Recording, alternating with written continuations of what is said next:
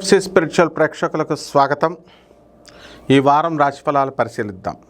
ఓం హ్రీంకారాసన గర్భితా నలసికాం సౌహక్లీం కళాం బిభ్రతీం సౌవర్ణాంబరధారిణీం వరసుదా ధౌతాంత్రినేత్రోజ్వలాం వందే పుస్తక పాశమంకుశధరాం స్రగ్భూషితాముజ్వలాం త్వాం గౌరీం త్రిపురాం పరాత్రకళాం శ్రీచక్ర సంచారిణీం. ఓం శ్రీ విజయవాడ కనకదుర్గాదేవ్యై నమః.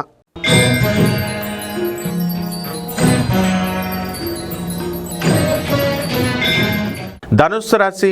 ఈ ధనుస్సు రాశి వారికి అందరికీ కూడా కళ్ళకి సంబంధించినటువంటి వ్యాధులు రావడానికి అవకాశాలు ఉన్నాయి.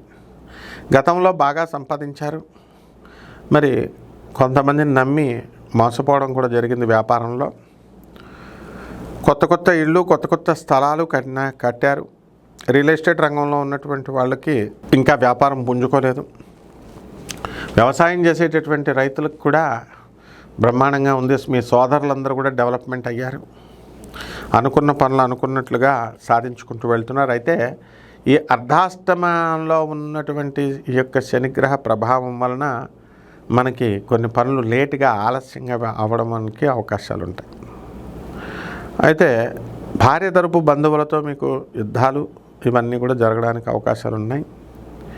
తల్లిదండ్రులతో అలాగే భార్యతో వాళ్ళు దెబ్బలాడుకుంటుంటే మీ కారణంగా మీకు ఏం చేయాలో తెలియక నిస్సహాయ పరిస్థితుల్లో ఉండడం అనేటటువంటివి జరుగుతాయి. అందువల్లనే ఈ కంట్రోలింగ్ పవర్ అనేటటువంటిది తల్లిదండ్రులని తప్ప, లేకపోతే భార్య తప్ప, ఇది కాదు. తల్లిదండ్రులకు హెల్ప్ చేస్తూ భార్యకి చెప్పడం, భార్యకి హెల్ప్ చేస్తూ తల్లిదండ్రులకు చెప్పడం, భార్యకి మల్లెపూలు కొన్నానని కూడా తల్లిదండ్రులకు సొల్లు కబుర్లు చెప్తే ఇలాగే ఉంటుంది. కాబట్టి ఈ పీడ అనేటటువంటిది ఇలాగే కంటిన్యూ అవుతుంది. ఈ యొక్క ధనుసు రాశి వారికి వారం కొత్త కొత్త వస్తువులు కొనడము, అప్పులు చేసినటువంటి వాళ్ళ అప్పులు ఎగ్గొట్టడము ఈ వారంలో చేస్తారు. కాబట్టి అప్పులు తీర్చాలనేటటువంటి దిశగా మీరు ఆలోచించండి. అలాగే ఇనప వ్యాపారము, బట్టల షాపుల వ్యాపారము ఇవన్నీ కూడా చేయాలి.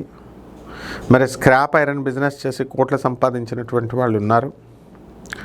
ఆ రకమైనటువంటి ఆలోచనలతో మీరు ముందుకు వెళ్ళడం అనేటటువంటివి జరుగుతాయి.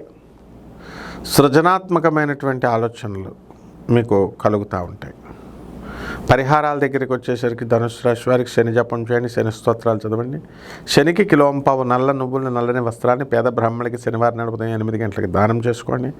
దశ మహావిద్యల్లో ఒకటైనటువంటి మహాకాళి అమ్మవారి యొక్క హోమాన్ని మీరు చేసుకోవడం ద్వారా బ్రహ్మాండంగా ఉంటుంది. జమ్మి చెట్టు చుట్టూ ప్రదక్షిణలు చేయండి. శుభమస్తు.